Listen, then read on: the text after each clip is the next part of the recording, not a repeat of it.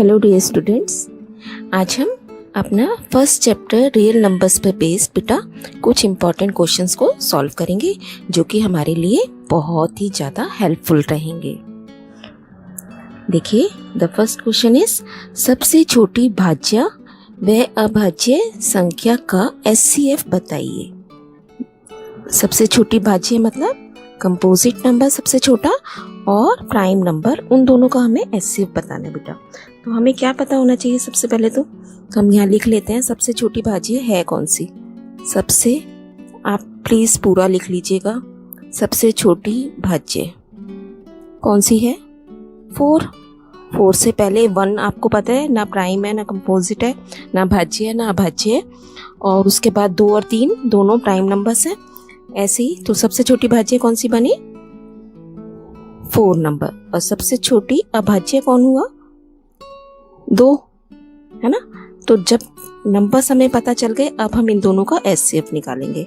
HCF of 2 and 4 आपको पता है ये 2 आएगा। ठीक है, तो हमारा आधा क्वेश्चन हो गया। उसके बाद उसने पूछा है क्या ये सह अभाज्य है, को प्राइम है ये नंबर्स? तो ये को प्राइम नहीं है बेटा, सह अभाज्य नहीं है, क्योंकि सह अभाज्य कब होते हैं नंबर्स? जब उनका एचसीएफ 1 होता है। ध्यान रखना है आपको, सह अभाज्य नहीं है क्योंकि HCF of 2 4 is not equal to 1। देखिए नेक्स्ट, अपरिमेय संख्या बताइए। इररेशनल नंबर बताना है हमें इन दिए गए नंबर्स में से, तो हम टिक मार्क कर लेते हैं। देखिए 4.56 ये परिमेय है ना, तो ये अपरिमेय नहीं है। 0.12 के ऊपर बार है बेटा, तो ऐसे नंबर्स को हमने p/q के फॉर्म में लिखना सीख रखा है, तो ये भी नहीं है। नेक्स्ट देखिए, इसकी भाग चलते जा रही है, तो ये है, और कोई भी नंबर सेम रिपीट नहीं हो रहा। उसके बाद पाई आपको पता है इररेशनल नंबर है। √9 इज इक्वल टू 3, जो कि सिंपल एक परिमेय संख्या है। √11 इसको काटेंगे क्योंकि ये परिमेय संख्या है, √11 अपरिमेय संख्या। नेक्स्ट देखिए, 38875 के अभाज्य गुणनखंड करिए। सारा बहुत कुछ हमारा बेसिक्स के ऊपर बेस्ड है। इसमें 5 से डिविजिबल है, 5 है कॉर्नर पे। तो अब देखिए आपके पास आ गया। बहुत केयरफुली आपको ध्यान से कैलकुलेशन करनी होती है मैथ्स में। तो हमारे पास आ गया 1555। अभी फिर से 5 से ही जाएगा, हमारे पास आ गया 311। अब देखिए ये एक प्राइम नंबर लग रहा है 311, क्योंकि किसी के टेबल में नहीं जाएगा। तो इसके अभाज्य गुणनखंड कौन से बने? 5³ इंटू 311। वह सबसे छोटी संख्या बताइए, सबसे छोटी संख्या बताइए जिससे √5 माइनस √3 को मल्टीप्लाई करें तो हमें एक परिमेय संख्या मिल जाए, रैशनल नंबर मिल जाए। अभी ये इररेशनल नंबर है, तो आपको एक ऐसे नंबर से इसे मल्टीप्लाई करना है जिससे कि ये रैशनल बन जाए। देखिए बेटा, वेरी इजी। √5 माइनस √3 है ना, इसको आप ब्रैकेट में डालेंगे और हम इसको कर देंगे जैसे हम रैशनलाइजेशन में करते थे ना नीचे। तो क्या करते थे वो, इसलिए तो करते थे ना कि रैशनल नंबर मिल जाए। तो आप माइनस होता था तो प्लस वाले, सेम आपको यहाँ करना है। अब देखिए, एक बार माइनस एक बार प्लस का फॉर्मूला लग गया a square minus b square का, तो it will be √5 square minus √3 square. 5 minus 3, root और स्क्वायर हट गए, दोनों आपस में कट गए, आंसर रह गया हमारे पास 2 ओनली। उस परिमेय संख्या को भी ज्ञात कीजिए, तो हमने निकाल लिया है कि ये 2 है। नेक्स्ट देखिए, यदि n एक नेचुरल नंबर है, प्राकृतिक संख्या है, तो दिखाइए कि 12⁻n का इकाई का अंक 0 या 5 नहीं हो सकता। Unit place can not be equal to 0 and 5। तो बेटा देखिए कैसे करना है। 12 की पावर n दे रखा है ना आपको, हम क्या करेंगे, 12 के फैक्टर्स करेंगे, फैक्टर्स या गुणनखंड। फैक्टर्स ऑफ 12 क्या बन जाएंगे? 2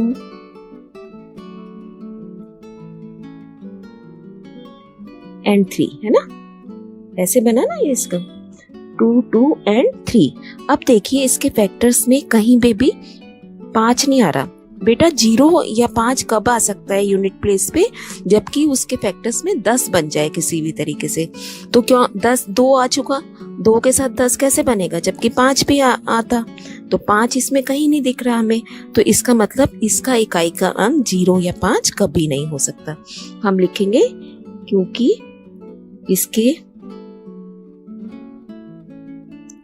या हम ऐसे लिख सकते हैं, इसका गुणनखंड या फैक्टर 5 नहीं है ना,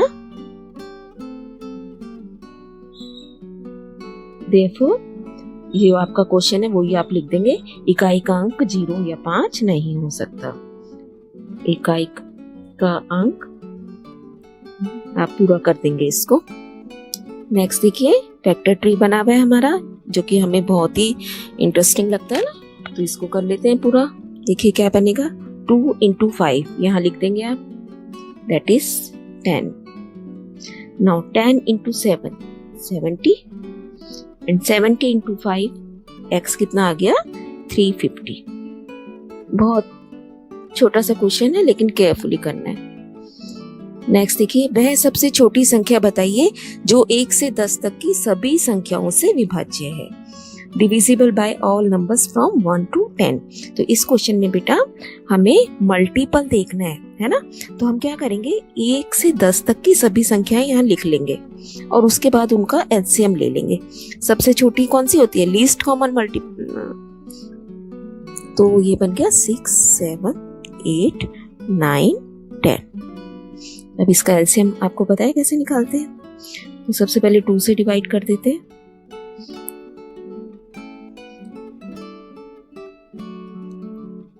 7 4 9 5।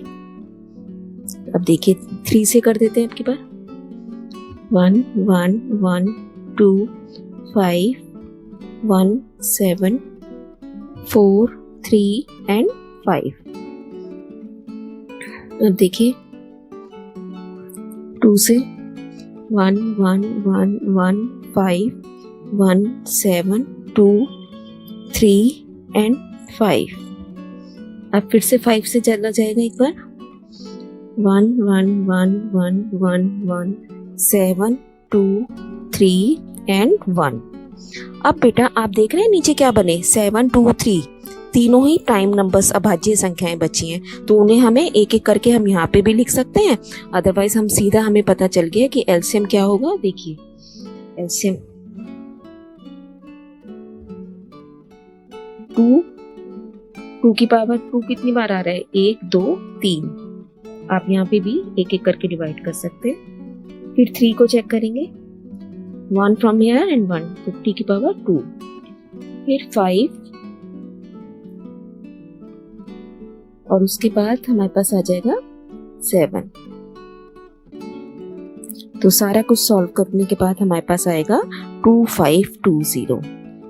वैसे भी आपको ये नंबर याद होना चाहिए, बहुत ही मेंटल मैथ्स का क्वेश्चन है। नेक्स्ट है, अभाज्य गुणनखंड विधि द्वारा इन तीनों नंबर्स का एलसीएम और एचसीएफ निकालिए प्राइम फैक्टराइजेशन से। तो हम करते हैं इसे 1 by 1। 78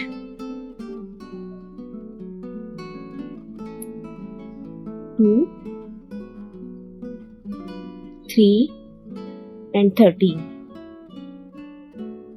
Finish. Next 52 13 4 90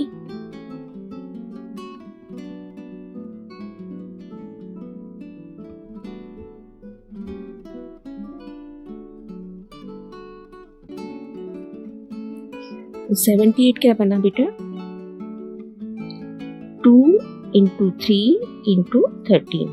इसके लिए हम पहले सीख चुके हैं कि कैसे टेबल भी बनाई जाती है।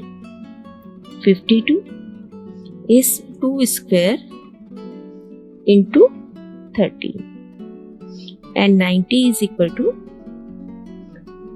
2 इंटू 3 स्क्वायर इंटू 5। अब देखिए एलसीएम। एलसीएम क्या बनेगा?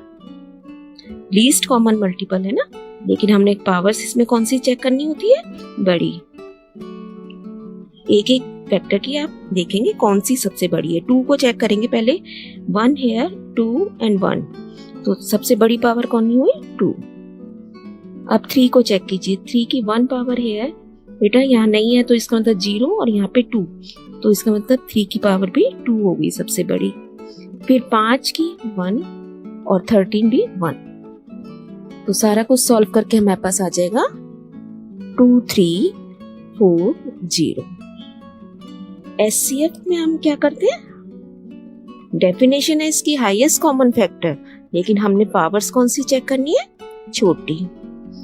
तो सबसे छोटी 2 की 1 2 1, तो 2 की 1 की पावर, 3 की पावर 1 0 2, तो 0 सबसे छोटी।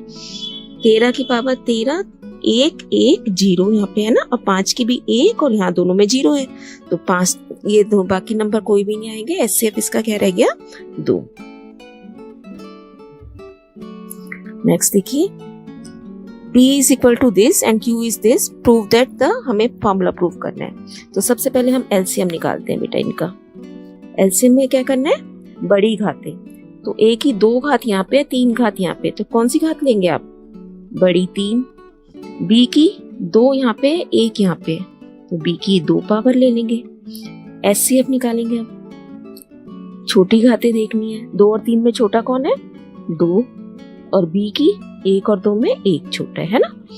अब इसको हमें फॉर्मूले में रखना है, मतलब लेफ्ट हैंड साइड हम रखते हैं पहले LCM into HCF. LCM into HCF जब हम करेंगे, हमारे पास आ गया A की पावर 5, B की पावर 3। अब हम राइट हैंड साइड देखते हैं। P Q को मल्टीप्लाई कीजिए, P है A square B square into A cube B। तो जब हम इसे सॉल्व करेंगे, देखिए 2 + 3, A की पावर 5 बन गया, B की पावर 3 बन गया। देखिए दोनों चीजें हैं ना बराबर। Therefore LHS is equal to RHS and the formula is proved।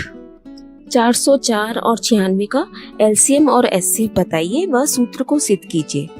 तो हमें सिंपल, उसने कुछ भी हमें नहीं बोला है कि अभाज्य गुणनखंड से करें या कैसे भी करें, तो that is up to you कि आप कौन सी मेथड को अप्लाई करते हैं। तो हम पहले ही अपना छोटा ये वाला तरीका से करते हैं इसको।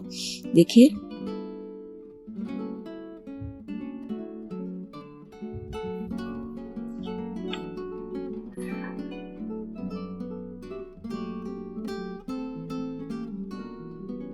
अब देखिए बेटा, हम क्या कर सकते हैं, जितना भी आप फास्ट कैलकुलेशन करेंगे, आप देखिए यहाँ पे मुझे एक अभाज्य संख्या मिल गई है ना, और ये एक कंपोजिट नंबर है।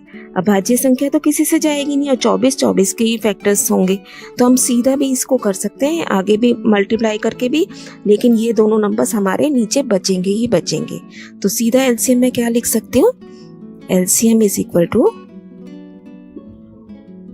2 × 2 इंटू 24 इंटू 101।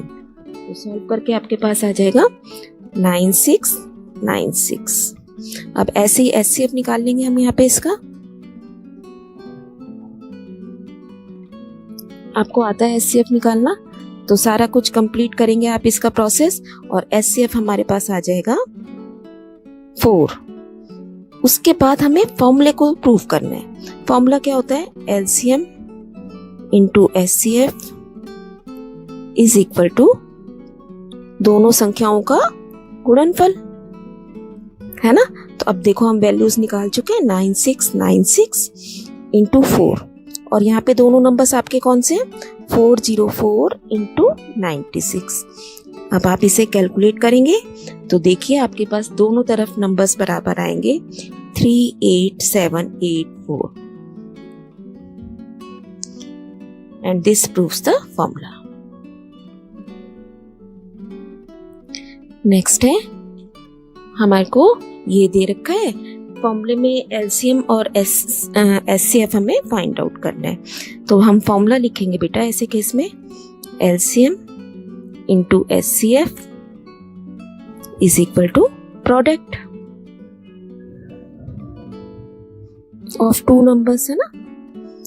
तो अब इनकी वैल्यूज रख देते हैं। एलसीएम कितना दे रखा है 338, एचसीएफ हमें नहीं पता, 4 चीजें हैं फॉर्मूले में, उसमें से 3 पता है, और नंबर्स कौन कौन से हैं 26 इंटू 169। तो एचसीएफ कैसे निकलेगा अगले स्टेप पे, 338 उधर जाके डिवाइड हो जाएगा।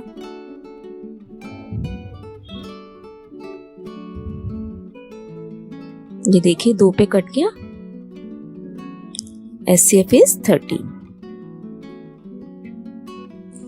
नेक्स्ट देखिए ऐसे ही सेम हमें, आप पहले पूरा फॉर्मूला लिखेंगे, उसके बाद प्रोडक्ट ऑलरेडी दे रखा है, एलसीएम दे रखा है, एचसीएफ निकालना है।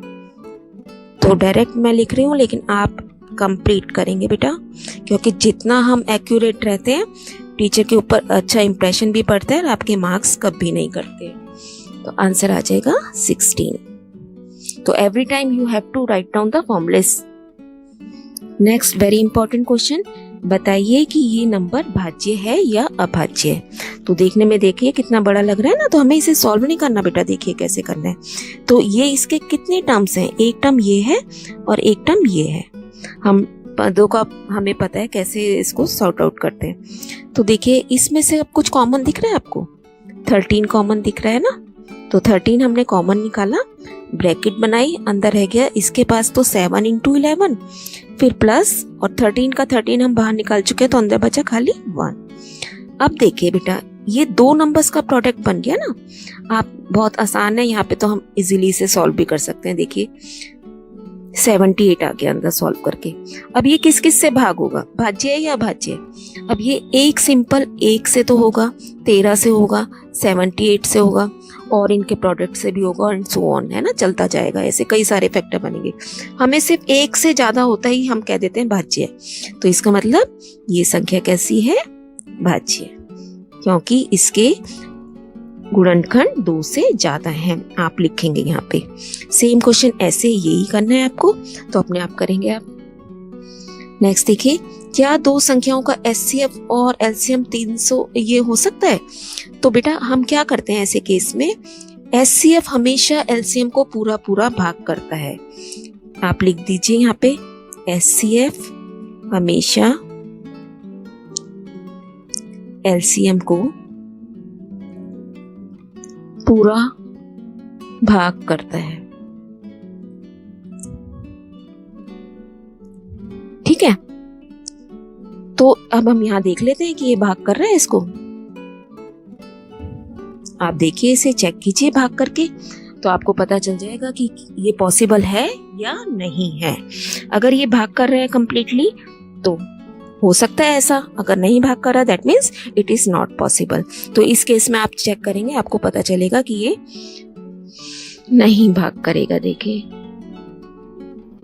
2 बचा, फिर 1 पे गया, फिर अगेन 2 बच गया, जो कि बचना नहीं चाहिए था ना। इसका मतलब ये ऐसा पॉसिबल नहीं है, नॉट पॉसिबल। और ये रिजल्ट आप हमेशा ध्यान रखेंगे। नेक्स्ट देखिए, सॉल्व करना है हमें। 2 रूट 45 को मैं 9 इंटू 5 लिख सकती हूँ ना बेटा, plus 3 root 20 that can be written as 4 into 5। अब नीचे देखिए 2 रूट 5। अब रूट 9 कैसे सॉल्व होके 3 बाहर आ जाएगा, और 3 2 6 रूट 5 बचा इधर। अब यहाँ देखिए 4 का 2 बाहर निकला, अगेन 3 इंटू 2 इज 6 रूट 5, और नीचे क्या है 2 रूट 5। अब ऊपर चेक कीजिए, 6 रूट 5 लाइक टर्म्स है, प्लस हो गई 12 रूट 5। 2 रूट 5 से डिवाइड कर दीजिए, ये कट गया इससे और ये कट गया इससे। कभी भी आपको यहाँ से यहाँ सीधा ऐसे नहीं काटना है जब तक ऊपर प्लस माइनस सॉल्व ना हो जाए कंप्लीटली। वह बड़ी से बड़ी संख्या बताइए जिससे 31 व 99 को भाग करने पर शेषफल क्रमशः 5 व 8 बच जाए। दैट मीन्स बेटा कि हमें जब बड़ी से बड़ी संख्या पूछी जा रही है, आपको ये फ़ौरन क्लिक हो जाना चाहिए कि एचसीएफ हमें निकालना है। लेकिन क्योंकि कुछ रिमाइंडर भी यहाँ बच रहा है, 31 को भाग किया जाए तो 5 छूट जाता है और 99 से 8 छूट जाता है। तो जो ये एक्स्ट्रा टर्म्स हैं हमारे पास, सबसे पहले हम इन्हें माइनस कर देंगे। 31 में से 5 और 99 में से 8 को माइनस कर देंगे तो क्या बचा, 26 और 91। अब ये जो टर्म्स आई हैं इनका हम एचसीएफ निकालेंगे। और आपको बहुत ही अच्छे से पता होगा कि दोनों ही नंबर्स 13 के टेबल में आते हैं, तो एचसीएफ इनका क्या बन गया, 13। आपको निकालना भी आता होगा। देखिए, बड़ी टर्म को अंदर रखा, 26 से भाग किया, 3 पे गया 78, 13 बचा। अब 26 को यहाँ अंदर ले आएंगे, 2 पे पूरा चला गया, तो एचसीएफ क्या माना जाएगा, जिससे भाग करने पे शेषफल 0 बचे। So the answer is 13। ठीक है। नेक्स्ट क्वेश्चन, इनमें से कौन अपरिमेय संख्या है? तो बेटा √9 को आप सॉल्व करके क्या लिख सकते हो, 3, जो कि एक परिमेय संख्या है। √16 क्या बन जाता है, 4। √25 5 बन गया। लेकिन हम किसे सॉल्व नहीं कर सकते, √14 को, है ना। इसलिए यह एक अपरिमेय संख्या है या irrational number. Next very important कुछ रिजल्ट्स हैं। परिमेय संख्या को अगर परिमेय से गुणा किया जाए तो हमेशा परिमेय संख्या मिलेगी।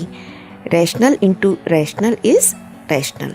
लेकिन अगर एक परिमेय संख्या है, आपके पास एक अपरिमेय है, तो जो आपका आंसर होगा वो भी अपरिमेय संख्या होगा।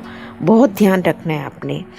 फिर अपरिमेय अपरिमेय को गुणा किया जाए आपस में, इरेशनल को इरेशनल से, तो हमारा आंसर हमें परिमेय भी मिल सकता है और अपरिमेय भी मिल सकता है।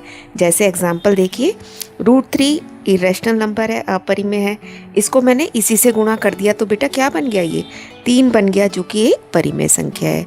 ऐसी √3 को लेकिन अब की बार √2 से मल्टीप्लाई कर दो तो ये √6 बन जाएगा, जो कि एक अपरिमेय संख्या है, इरेशनल नंबर।